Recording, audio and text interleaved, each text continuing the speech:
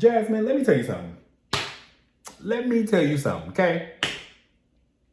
When I tell you that God, Jesus, Abraham, Moses, and Beyonce could not have gotten me to kick my best friend out of nothing. My best friend ain't moving an inch. Bitch, if you so uncomfortable, take your motherfucking ass, you and that bitch, y'all hit it. Hit it. Take you and Milo and y'all got to go. Because my best friend ain't going nowhere. While I host this trip, my best friend stays. That's the ruling on that. I don't give a goddamn if she would have blacked both of your eyes, knocked 6 of your teeth out, pulled your breastplate off, bitch, stepped on your bunion. I don't give a goddamn if your leg was broke due to this push. Okay, girl, go to the hospital. I don't know what you want me to do. My best friend was mad. Sorry, stink. Take a seat, take a load off, sis. Now, as you are getting comfortable, make sure you press like, share, subscribe, and do all the things that you know you're supposed to do when you come to somebody's YouTube house. Now, y'all are here, I'm here. Go ahead, press subscribe. Go ahead. It ain't gonna cost you nothing. I'm waiting. Press it. So look, we got a lot to talk about. I have missed 2 whole episodes, but I am here. I wanted to give it some time. I wanted to let the show marinate. I really wanted to get to know the characters before I put in my 2 cents. Let me just give you my general thoughts of the show. First of all, I have never watched a single episode of Summer House anywhere else. I don't know if they got a Summer House Orange County, they got a Summer House Calabasas. I don't know what other kind of summer houses they got, but apparently somebody at Bravo was like, you know what? Ain't enough flavor in this summer house franchise. We need to add some niggas up in there. So general thoughts, right? I think that the show is good. I think it's solid casting. I think everybody is pulling their weight. I do think though that production, y'all are giving this cast way too much control. Step in, do something. Tell them that they can't be out here just kicking people out just all willy-nilly just because they want to. Like, y'all are losing the plot. Y'all supposed to be making interesting, compelling television. Like, we don't mind a little tussle every now and then. Y'all ain't got to get physical. But a nigga shitting in your toilet, like, girl, okay, and go shit on his, go shit in his bed. Yeah, well, bitch, this is gonna be the shit game, bitch. I'll go fart all in your luggage, ho. Try me. Nasty bitch. Okay, so I missed 2 episodes. I'm not even gonna bother recapping that. I'm just gonna weave in my thoughts of each cast member throughout my recap of this episode. So this episode starts off with a continuation of last week where Phil is being confronted by the house for shitting in Nick's toilet. I personally, I love a turn up dude. I love people that's like high energy and when they come in the room, like you just feel like, oh bitch, we about to have a good ass time because Phil is in the building. And I feel like if he wasn't so insecure in trying to intimidate the whole house and trying to be on some Natalie Nunn shit, he seemed like he could have been a burst of light energy. And I just don't know why he had to come in there trying to slam his dick on the table. Mariah, girl, she said in the last episode that this is big dick energy. That's not big dick energy, sis. Big dick energy don't gotta come in swinging. They don't. It's in their walk, it's in their talk, it's in their charm, it's in their being. They just walk in the room and you know it. They ain't gotta come out and show out and puff their chest out at everybody in the house, especially women and the gays. Bitch, Phil, you had tried it. You tried. Why would he talk about Preston's too little ass shirt? Preston's little shirt was squeezing for air. She was gasping for air. She was like, ooh, bitch, let me breathe. She ain't felt nothing but sweat and titties just hugging all up on her like, ooh, let me out of here, bust me out.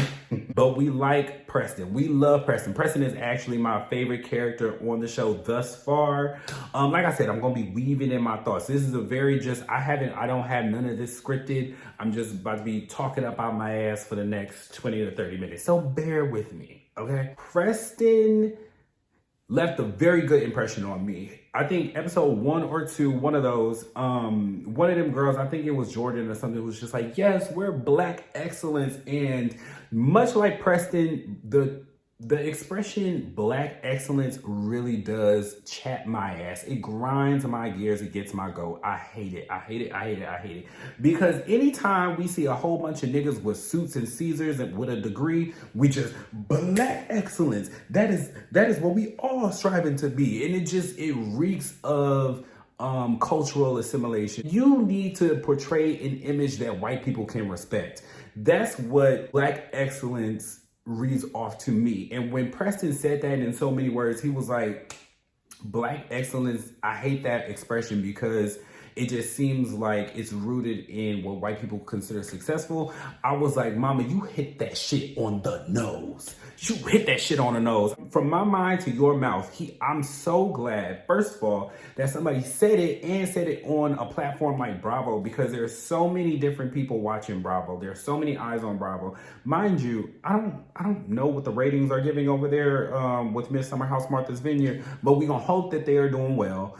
But either way, there's a diverse, Bravo has a very diverse demographic. So the fact that a black man will say that, it is going to turn on a light bulb for many people to rethink and probably reframe the way that they think about what black excellence is. When he said, you know, my mother, and don't quote me on this because I haven't watched the episode in like weeks, so I don't really remember exactly what he said. But I think he said something like, you know, my mama, she dropped out of school and she had kids early, but she still got up every day, made sure that we was fed and made sure that we went to school. And look at me, I'm a product of her black excellence. And I was just like, yes, yes, yes. Say it again, louder for the bald head bitches in a bite. Preston is my favorite character. He's like the level-headed person that everybody kind of like comes to for sensible advice and good conversation. And if you know anything about me, I'm the exact opposite. So I would now, let's get back to Phil and his ignorance. He shat in that boy's toilet, and it's just like, Nick, I gotta remember sometimes that everybody not me. We not about to have too much back and forth. Go up there and go flush that toilet, or bitch, your teeth are going to be scrubbing the ground. Flush the toilet. We not having no more conversation about it. And bitch, if you want to go, we can go there. Nick was like, hey bro, can you go flush the toilet? Like, that's nasty, man. And then this boy has the nerve to like throw an attitude. Like, did you think that this was like gonna be cool? Like, did you think that people was just not gonna notice? Oh, he was just gonna go up there and go flush the toilet or whatever, which he did end up doing. And I'm just like, bitch, you better than me, because girl, I would have snatched that Alien versus Predator braid that only touched the back of his nape. I would have grabbed that motherfucker and dragged him into that room. Bitch, you are going to flush this toilet if it is the last thing you do. Or bitch, it's gonna be shit games in this motherfucker. You heard of Hunger Games? This is shit games. Because girl, I'm about to go shit in your luggage. I'm about to go shit in your bed. Bitch, I'm about to grab your toothbrush, piss and shit all over it, girl. I'm about to go get Milo about to take a shit on it, girl. Everything is about to happen to you. You're going to gag, girl. You live in this house with pink eye fucking with me. I don't like Phil. Alex is a little too soft-spoken for me, because I feel like, okay, if Phil is like 6'9", I don't know how tall that big lanky bitch is, but she looked tall as hell. She looked like goddamn skyscraper. And if he's 6'9", goddamn Alex is about 6'7", 6'5". So it's like, bitch, y'all neck and neck. Alien versus Predator. I needed you to like really stand up for yourself. The way that Phil spoke to Alex just rubbed me the wrong way, because it was like Phil was kind of really marking his territory with everybody. Like, bitch, he ain't gonna do shit. You ain't gonna do shit. And I'm Phil fucking Brooks. Bitch, I don't give a fuck. I don't give a fuck if you was Dr. Phil, bitch. You could be Oprah and Gail. Get up there and go flush that goddamn toilet. I'll tell you that much right now. Alex did not stand up for himself. He didn't match the moment for me. And it's like, all of y'all are supposed to be reality stars. Like, y'all are budding reality stars. It's like, show the fuck up. Even if you ain't gonna fight the boy, get the fuck up and stand up for yourself. I don't know. Everybody is better than me, because clearly, I don't know. Maybe it's me. You know who did step up to the plate? Lil ass Amir. That's what the fuck I'm talking about. Little but mighty. Many but mighty. Minnie Mouse came up there and was like, girl, what you're not gonna do, this is our motherfucking house, and girl, you gonna show us some goddamn respect. And now this is embarrassing. This is embarrassing. Amir looking up at him like this. What you wanna do? What you wanna do, bro? What you wanna do, bro? I'm like, aw, Amir. It is very primal, I think, for like alpha males to come into a house and feel like they have to be the biggest dick in the room. And it's just like, you just don't gotta do that to show that you a man. You don't gotta do shit like that. So anyway, they get into it, they break it up, production breaks it up. Everybody was like, he gotta go, he gotta go, he gotta go, he gotta go. Now here's my thing with that, right? Now production, I'm talking to y'all because why did y'all let the house make the decision to let Phil go? I feel like everybody was in the heat of the moment. Everybody was mad, and they were rightfully mad. They were right to feel like this guy is too much. He gotta go or I go. I get it. However, all y'all bitches signed contracts. Y'all better be lucky you ain't on VH1, because when I tell you Mona Scott would have been like, girl, you better get your ass back in there and go do something, bitch. You better go shake a table or something. You better do something, because y'all ain't going nowhere, and neither is he. When I tell you Mona what a crack that whip, bitch, please. Y'all left the viewers hungry for more, because I do feel like we got this big heated moment, and then we didn't get the satisfaction of seeing how y'all was going to work it out. Like, this is supposed to be a house full of friends. It's supposed to be a house full of people who all are trying to get to know each other, I guess, on a deeper level. I really don't know how the Summer House franchise works. But in Housewives, like that would not have flown for the girls to be breaking the fourth wall and then saying, like, this bitch gotta go. Like, no, you gotta deal with this and collect your check at the end of the day. Like, stop playing. So the house is like, he gotta go. So they separate them or whatever. Phil goes to the kitchen. The girls are all in the living room, dining room somewhere, child, talking about him. Production is like, hey man, you know, you gotta chill out. Stay in here for a minute. The block is hot, bitch. You doing too much. Chill out, me. So Jordan walks in. Now, let's talk about Jordan for a little bit. Now, when we was first introduced to Miss Jordan, she rubbed me the wrong way just a little bit. She just had this air of like, oh, I'm the stuck up girl who all the niggas love or whatever, and yada, yada, yada. And I'm just like, okay, she's a cute girl or whatever, but it's like, let's not do too much, man. Like, let's not do too much. And what I'm starting to learn about Jordan is that it is not, I think that guard is her defense mechanism. Like, you know, I'm the baddest bitch in the room, in which she is a bad bitch. Like, let me not even discredit her. Like, the girl is fine as fuck. And when when we was introduced to her, like when we were introduced to the cast photo, I was like, oh, all these girls are pretty. My eye was on Bria though, because I was like, that right there is a face. Ooh. But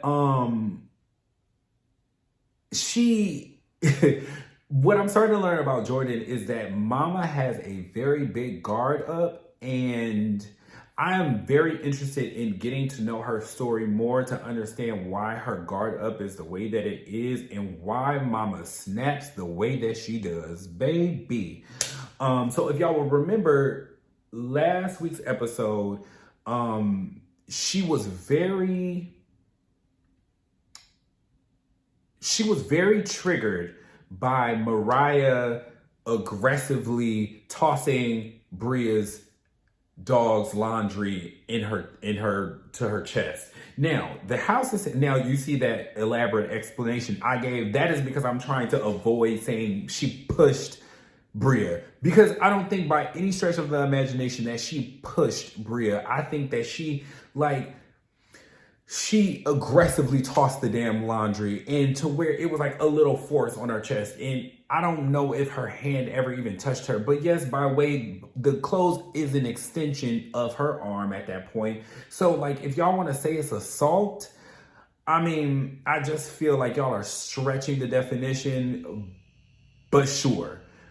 But the way that Jordan was so triggered by that, it just led me to believe that like Jordan has been through some shit, and she don't like any like sign of aggression, intimidation, any of that. So like I'm curious to know like what her story is, because what happens on this episode with Phil was alarming.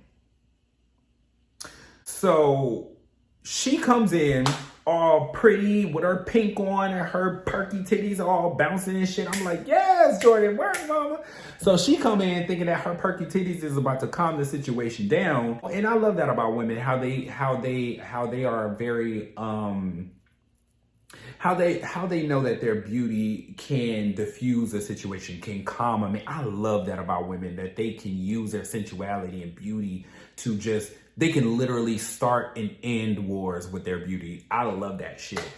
But mama didn't do nothing but set her own fire. When you play with fire, you often get burned. So she come in or whatever, and Phil's sitting there, he's talking, they're talking or whatever, and then he calls her cute or something. And it was like, ooh, strike one. If you know anything about her from the past 2 episodes, she doesn't like men patronizing her. She doesn't like men treating her like some kind of defenseless deer in headlights. She doesn't like men thinking that she is some poor defenseless woman or some stupid pretty girl. She doesn't like that shit. So when he said that, I was like, ooh, this is not gonna end well. Somebody was like, okay, ladies. And then he said, and gentlemen. And she said, I don't know if we can call you that. He was like, I called you cute.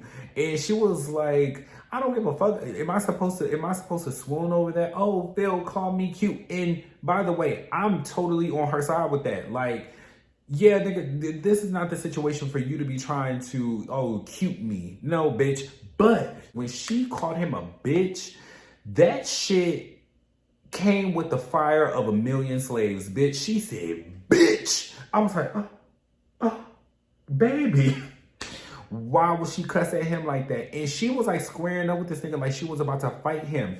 And it's like, okay, mama, now you talking about, and then she like squaring up with her hands behind her back like she a motherfucking drill sergeant. I was like, Jordan, girl. And you can't tell no pissed off ass black woman to calm down, man, because she would have about them. If I would have said calm down through the TV, she would have wrangled my neck, bitch. She'd have said, bitch, shut up.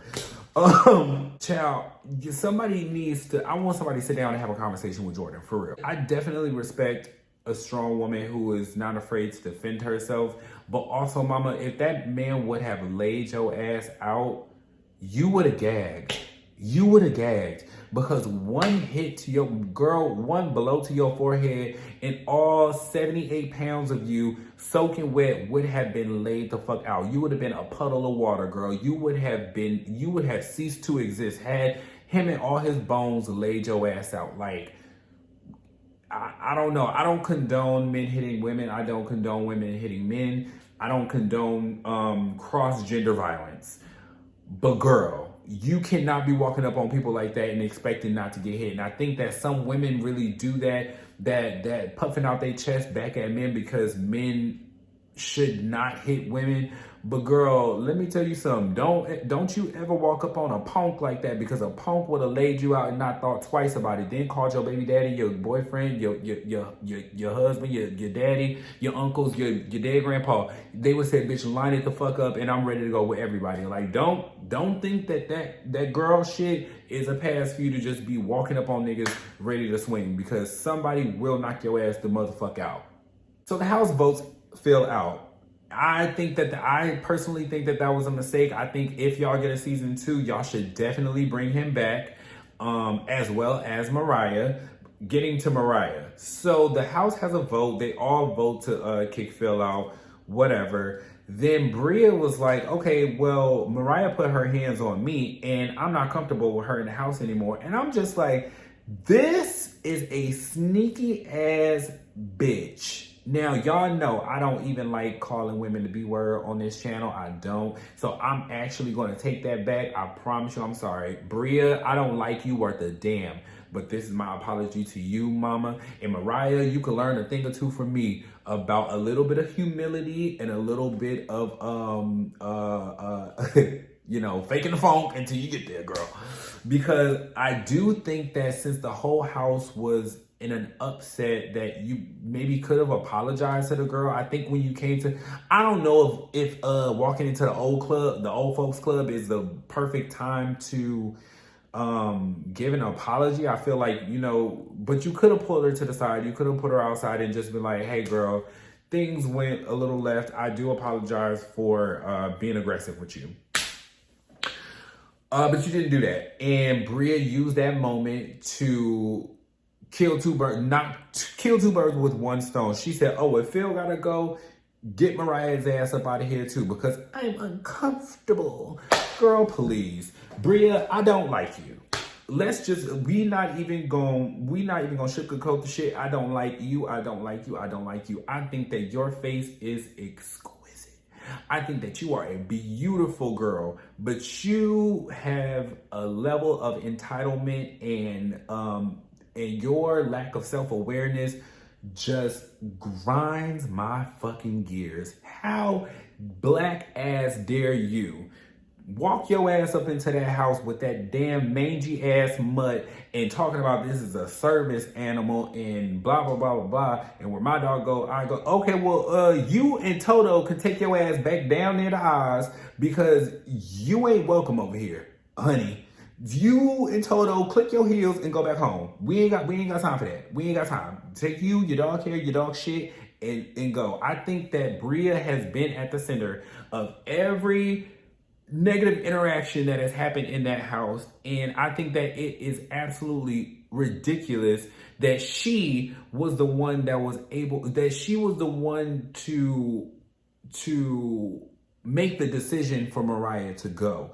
It would have been cool if somebody would have said, okay, that situation happened. I think that y'all can still talk that out and work that out, because it really wasn't that deep. Y'all can talk about it. Like, you aren't so uncomfortable with the girl that like you can't have a conversation. And if you are that uncomfortable, maybe you should go, because the rest of us like Mariah, and that's not about to happen. And Jasmine, girl.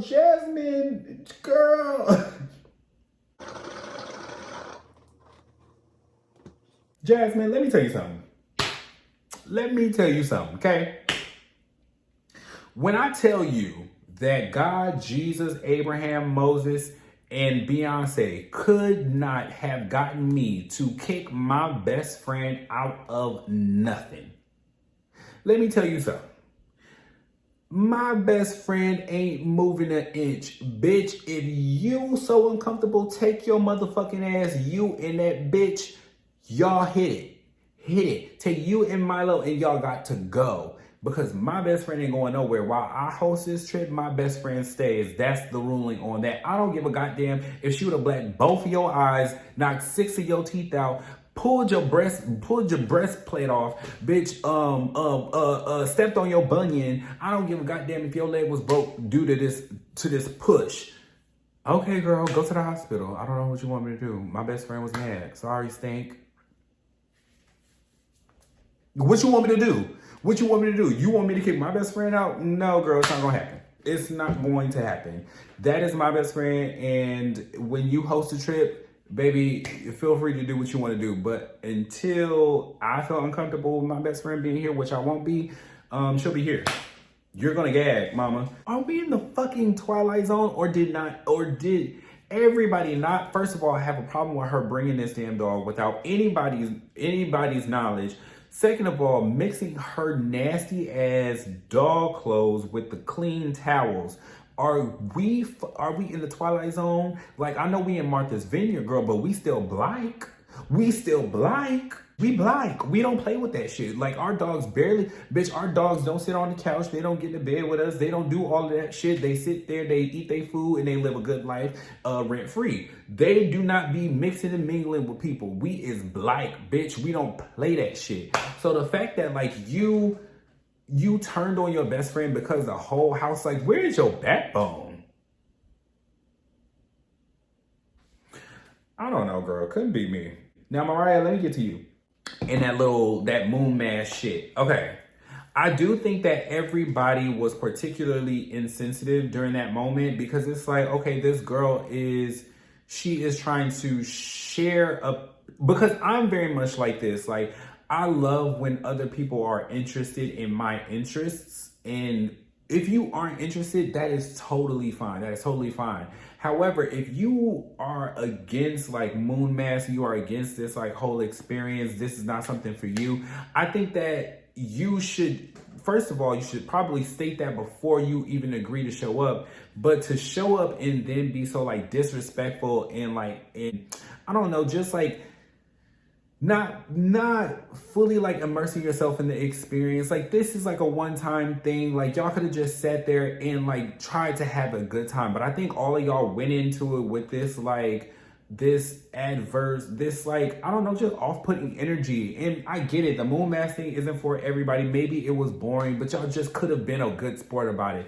And I think at the end you could have been like, you know, this is not something for me, this is not something I would ever do again, but I do appreciate you sharing your experience with me. And I think that everybody chose to just be dicks about it. Like, y'all were so nasty about that. When I am getting to know people, even if I'm not interested in what they're interested in, I still am like an active participant. I'm an active listener. I ask questions. I want to know more about why this interests you. So if ever down the line, if I'm at like a fucking store where they sell those like altar shits and crystals and stuff like that, I'd be like, oh, Mariah loves this, like let me get her a little crystal or whatever, because I know she loves this. Shout, ain't coming to my house because I don't play with all that mess, but I'm going to give it to her. But I'm not saying that about me, because I love me a little crystal. I don't know what them things supposed to do, but I got me some, you know, so hopefully, child, that's probably why I got this little pimple over here, huh?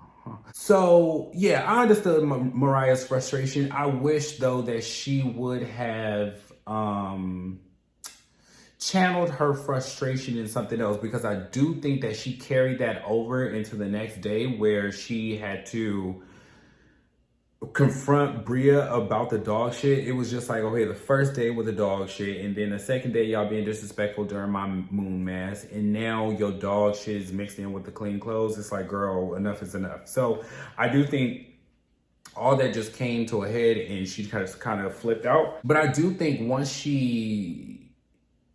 the moment was over and she came down from like her anger high, she was able to release her emotions in a healthy way. She had a good cry, she let it all out, and it was all good. And I think that is something she probably should have did. She should have went to her room and had a good cry after the moon mass and let her frustration out that way.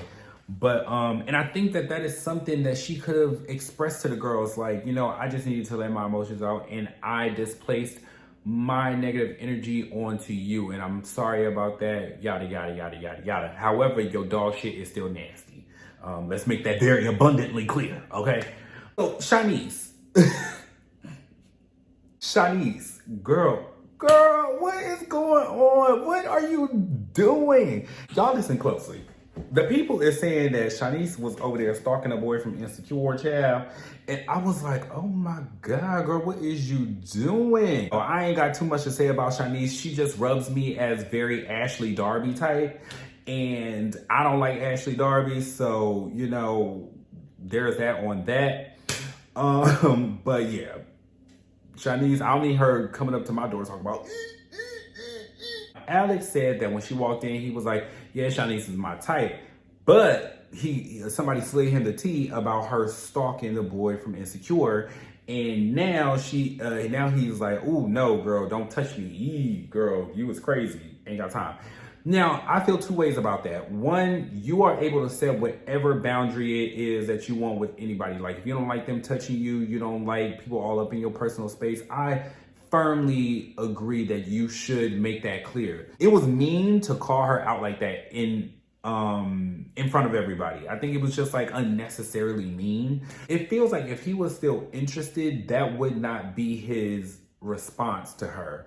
So now that he's no longer interested and he no longer wants to you know, mesh meats, it's like now he's repulsed by her. And I think that straight men, or men in general, sometimes when they're no longer interested in you, now they can just kind of like treat you however, because I don't have a romantic interest in you. So like, we can't be friends, we can't be whatever. I don't like you anymore. So, you know, I'm gonna treat you with a level of like disrespect almost. Cause I think it was a little disrespectful in me to call her out in front of everybody. Like that was unnecessarily mean to me. So they go to the beach, they go have fun, child, whatever. Then we come back and everybody's drinking and it was like, oh, we need to go to the club. We need to go to the club. And then Jasmine says, yes, and I want to get some free drinks. And it was like, hold on. Silas said, no, ma'am, hold on. Free drinks? What you doing? You was a married lady. You ain't getting no fucking free drinks from nobody. And it's like, okay, men are so sensitive because it's like, girl, I'm kind of confused as to the issue with a grown woman getting a free drink from a man. Like, I do get Silas's perspective that men have an expectation in their mind when they buy you a drink, right? And it could send the wrong message, but it's like, do you really think that women that I'm trying to understand, I'm trying to piece together the logic, because I get it that men buying your woman a drink means that they are interested in your woman, but your woman accepting the drink does not necessarily mean that she's interested in the man. That just means that she wanted a fucking free drink and this loser bought it. Like, so what? Get the fuck over it. Like, let me tell you something. If my man get a free drink, bitch, my man better say, okay, 2 for me and my friend. Then when he come back over, give me a good tongue down. Cause bitch, I don't know, but maybe that's just me being a homosexual and I don't really know. I don't know the ins and outs of being a heterosexual that would make this make sense to me, but it just seems a little stupid for you to be so insecure about your woman accepting a free drink from a man. Even his explanation to me just read off as like, these are your insecurities, and I think that maybe you need to deal with that before you project them onto me. But I don't know. This ain't got nothing to do with me. I don't eat coochie, so bitch, this ain't none of my business. Let me move on, Chad. And Silas don't like her whole ass friends. The problem is that you married a city girl and you thought that you was marrying fucking Aisha Curry or something. Girl, you ain't got no Aisha Curry. You got Carisha Brown Lee. Her inner city girl is lying dormant right now because y'all are in the newlywed phase and y'all are still kind of like all butterflied about each other or whatever. But baby, that inner city girl is going to come out and you are going to gag. Let me tell you something. You going to gag hard. Like, a city girl never dies. City girl never dies. And you going to have to either learn how to be more secure in your relationship and with your woman, or risk her resenting you because you won't let her be herself. And she is going to have to make some sacrifices as well and some changes as well as like being a married woman. Where now I don't believe in that. You telling me what time I gotta be home. You telling me who can and who can't buy me a drink. Would you also have this perspective if a woman was buying her a drink? I don't know. I'm asking too many questions. This ain't got nothing to do with me. I'm a homosexual. I like men's. So this ain't got nothing to do with me for real. Nick's girlfriend. Okay, apparently Nick was all up in the girls' DMs and he was sending fire emojis and proposing to Ashley Darby and just being extra complimentary to the girls in the DMs. Well, even if we've had like flirtation or whatever in the past or whatever, like if I see you post like a cute picture or something, I'ma give a fire emoji, bitch. I'ma say yes. I'ma say you look good. I'ma give a compliment where it's due because niggas be out here looking good. It's not that deep to me. It's not me trying to like fuck or whatever. Like, it's not that deep, bitch. I'm just telling you, you look good because you posted the picture. Obviously, you wanted us to see it. And bitch, I'ma hype you up. Bitch, you look good. You know? I think it's... But I can also get how the girl would be like, you know, like you got a girlfriend and you still like slide in our DMs and then you proposing to Ashley Darby. It's just like, I don't know. Again, this is straight folks business and maybe it's just me, child. I don't know. I don't get it. But I would say so far, I don't The person that I'm not connecting to the most yet is Nick. Nick just is like, if he wasn't asked back next season, I wouldn't be mad. Like, something about him just reads as like he also has a guard up and he's not comfortable on camera yet. He's kind of good in confessionals though, so I will say that like his presence isn't going like unnoticed. Actually, I take this all back. I take it back. Nick is serving his purpose. He is good in confessionals and he's a little corny, so he adds to the conversation. Honestly, of everybody on this cast, Alex is the least interesting. He is the finest nigga there, but he is the least interesting because he just seemed too cool for school. Like, he could be doing anything else besides this, and he probably could. And now, y'all, that is big dick energy. That is big dick energy.